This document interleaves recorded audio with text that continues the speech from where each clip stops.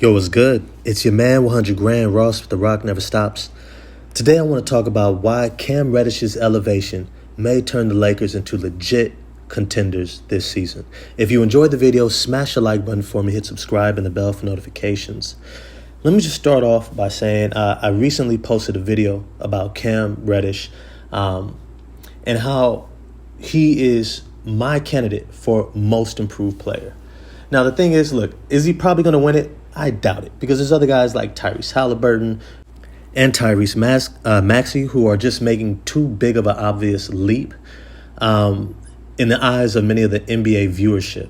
And as a result, these guys are probably going to get the front runner consideration for that award. But it doesn't negate the leap that Cam Reddish is taking. I personally think that it's a greater leap to go from somebody who's on the fringe of being out of the NBA to now being not just a role player, but a contributor to a championship contending team, right? That leap is incredible. And I would say even more so than somebody who is going from a starter into a potential all-star, or an all-star going into a MVP. But I digress. That's neither here nor there. Cam Reddish, some things that I pointed out was things that I had been frustrated with him throughout most of his career that I figured he was just never going to get, right? The fact that Atlanta gave up on him after a couple of seasons, he bounced around from the Knicks to the Portland Trailblazers. I just thought that he was on his way out. I thought he was going to take that Gerald Green route where he comes in as a really hyped perimeter wing who's extremely gifted, but has to leave and go overseas to figure it out. And then he comes back and he figures out his career. Instead, Cam Reddish goes to the Lakers and he falls in line. And this was something that I gave LeBron James a lot of credit to, because guys, for some reason, when they get around him, they recognize that they are not him. And they become far more, let's say, malleable and ready to take on a role around him. Well, this has done wonders for guys like Rui Hachimura, but also wonders for Cam Reddish. Now, here's the thing. After watching the last game against the Houston Rockets, Cam Reddish has not only accepted the role, but he's thriving in the role. He's becoming an all-star role player, something that I've done a video on in the past. Check it out. I might put it in the description box. But there are some guys who are all-stars because they're just this immense talent and you shape your team around them. And then there are guys who are all-stars at the role that they have on their team, and they become invaluable assets to the outcome of this team's chances to win, especially at the highest level.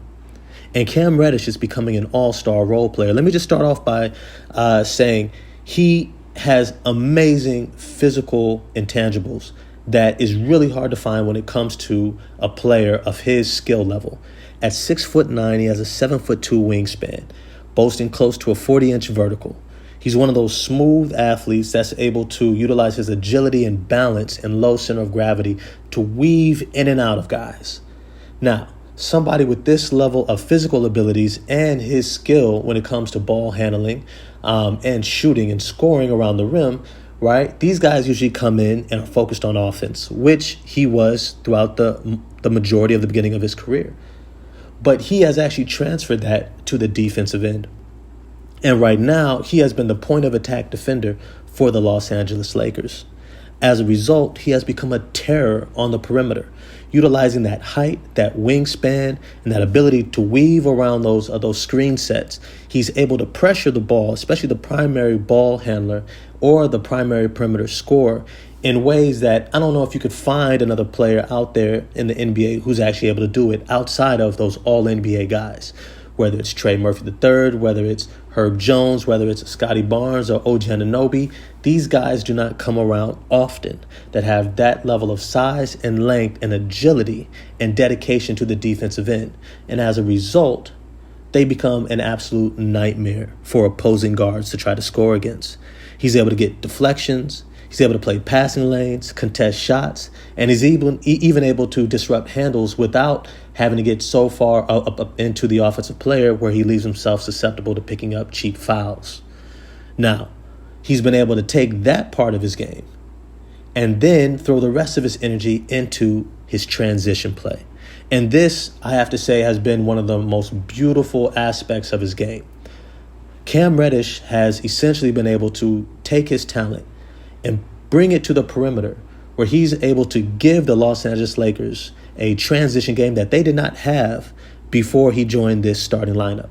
They had a bunch of guys who have decent athleticism, but not that type of gear athletically that you can get out in transition almost by yourself and score, whether it's one-on-one, whether it's one-on-two, or sometimes even one-on-three. Cam Reddish is able to get out on the perimeter, and once he gets that outlet pass, he's able to utilize his size, his agility, but also his handle and low center of gravity to weave in and out of defenders and get easy buckets for himself in the Los Angeles Lakers. This has been exceptional in terms of adding to the Lakers' offense and increasing their overall efficiency. To be able to get easy baskets at the rim in transition instead of having to go through a half-court offense has taken a lot of pressure off of guys like LeBron James and Anthony Davis. When he gets that ball and he's looking to go at that rim, most of the time they don't even trail the play. Anthony Davis many times will just let him work and sit back on defense and rest for the next play. This allows him to play even greater defense and focus in on that side, while Cam Reddish is able to get his offensive opportunities. Now, you throw in the fact that he has an amazing handle and he has the ability to finish with either hand, it becomes almost impossible for any guard getting back on defense to be able to stay in front of him or contest his shot. Now, the last part of this has been his three-point shooting. Now, I'm not going to say he's out here shooting like Klay Thompson. He's not. But he is a bona fide threat. When you look at his shot, when you look at his form, when you look at the smoothness of it, you can't help but look at him and say, this guy can knock down any open three. The fact that he's 6'9" playing on the perimeter with his wingspan also means that it's going to be hard to actually get a good contest on the shot without selling out. And as a result, he's been able to master getting a subtle pump fake and getting that defender flying out at him. Even if they try to stop short, he's able to go right by him in his first step. And for many of the perimeter players guarding him, even if they stop short and try to stay with him, once Cam Reddish gets ahead of steam heading downhill, it's almost impossible for anybody to stay in front of him. At 6'9", about 230 pounds, with that handle, he's able to weave in and out of guys using that Euro step, spin moves, or sometimes just lowering his shoulder to get past a defender and finish with either hand around the rim. Now, you throw in the fact that he's got the little floaters, he's got a pull-up J. He's able to be exactly what the Los Angeles Lakers are needing right now. And the beautiful part about it is the Lakers don't have to stop their offense in order to get Cam Reddish points. Right now, he's kind of that third, fourth guy within the rotation of the offense to where, look, if LeBron James and Anthony Davis don't have the pick-and-roll game going, if D'Angelo Russell can't get either an open look, a pass to somebody cutting, or a look at the rim, they know when they kick the ball to him, he can make a play. And his playmaking has been on full display now that he's no longer a primary offensive option. Having the third or fourth or sometimes even fifth best defender on a roster, on the court, defending him, right, has allowed him to basically beat his man at will. And it's allowed him to become more efficient and consistent for the Los Angeles Lakers. And if I'm honest with y'all, if he keeps this up and continues to develop it, this could be the single reason why the Los Angeles Lakers are looking at competing for an NBA championship. Because when you look at this type of talent around guys like Austin Reeves, Anthony Davis, LeBron James, and somebody like D'Angelo Russell or Taurean Prince, or somebody like Gabe Vincent, right? Now you have a team that has great size, great length, shooting ability, and the defense necessary to win when it matters the most.